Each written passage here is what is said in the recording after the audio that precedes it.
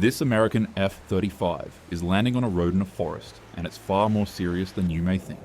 It's part of a massive rush to train airmen to fight without commanders, without airfields, and without the massive crews which support these warbirds. But why? It's because America's future wars will be unlike anything it's faced before. While they will likely be the dominant air power, its main adversary will possess a rocket and missile force that threatens to decimate its air power before it gets off the ground. To prevent this, the Air Force has developed a new doctrine called Agile Combat Employment, and in this video we will go over the missile threat which the US faces in a war in the Pacific, and how both the US Air Force and US Marine Corps plan on defending against this threat. The threat is driven by one country, China, the country with the world's largest missile arsenal, and a country which thinks that duking it out with aircraft carriers in the middle of the Pacific is no longer fashionable. Their approach to securing the Pacific is novel, and with every passing year it seems like the United States is taking their strategy more and more seriously. They call it Anti-Access Area Denial, or A2AD for short. While implementing this strategy is complex, the concept is simple. Have long-range weapons which can interrupt your enemy's movement to and within the theatre of war. This strategy is best known in the context of the DF-21 carrier killer missile, an unproven missile whose mere existence might be sufficient to prevent the US from moving their aircraft carriers within their preferred range of the operating area. While these carrier killer missiles have long provoked discussions about how the US Navy will operate under this threat, the conversation has quickly expanded. It is no longer just ships which may be under threat, but the massive concentration of US aircraft in airbases across Japan and Guam.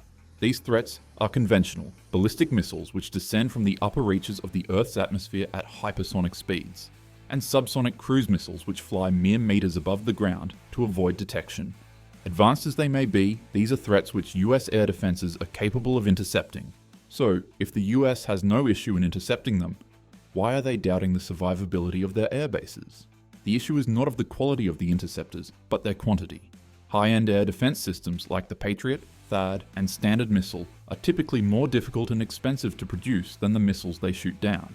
This asymmetry has long been complicating efforts to build up large stocks. These issues were first reported by Saudi Arabia in 2022, who found themselves out of Patriot missiles during a period of intense Houthi aerial attacks.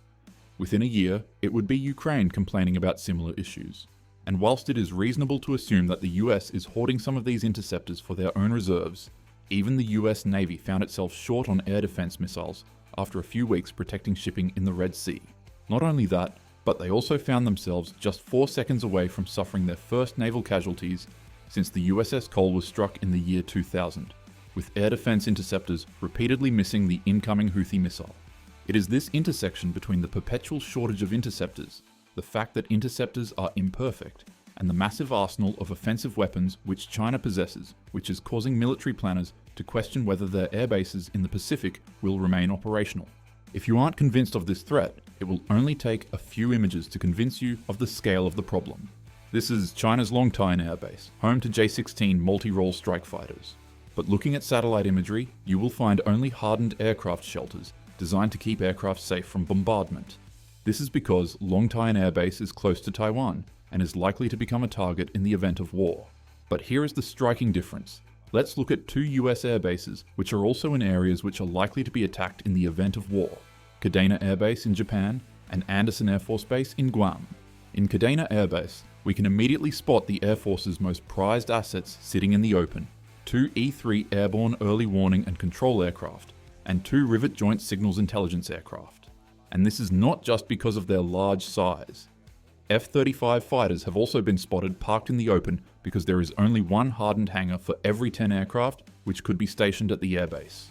But I suppose it could be worse. There could be 0 hardened shelters, and the airbase could be the only one in the Pacific designed to support your strategic bombers. Oh wait, that's Andersen Air Force Base. As crazy as it seems to have B-1, B-2, and B-52 bombers stationed at an airbase with no hardened shelters, that is the situation we find ourselves in. While the cause of the lack of hardened infrastructure in these airbases is unclear, members of Congress have been flagging this vulnerability as recently as May 2024, and the situation has driven both the US Air Force and the aviation wing of the Marine Corps to develop new tactics to survive first strike. As mentioned earlier, the Air Force's doctrine is ACE, and it shares heavy similarities with the Scandinavian approach of scattering aircraft across highways, roads, and whatever other austere bit of land is flat enough to call a runway. But there is one notable difference in the US Air Force's approach. The ACE doctrine prepares the Air Force for the worst possible scenario, where communications with commanders have been lost, logistics are tight, and airmen find themselves far away from support. The way they get around these challenges is through multi-capable airmen. Crews are smaller, but each individual takes on far more responsibility and is trained on skills outside of their formal specialization. A communications specialist might assist with weapon sustainment or help prepare air cargo. The pilots and junior leaders will also have far greater responsibilities.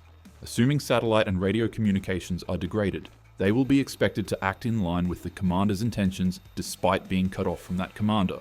While these actions will go a long way in increasing the survivability of the Air Force, this doctrine is best suited for smaller and more agile aircraft, which are capable of using improvised runways and being supported by small crews.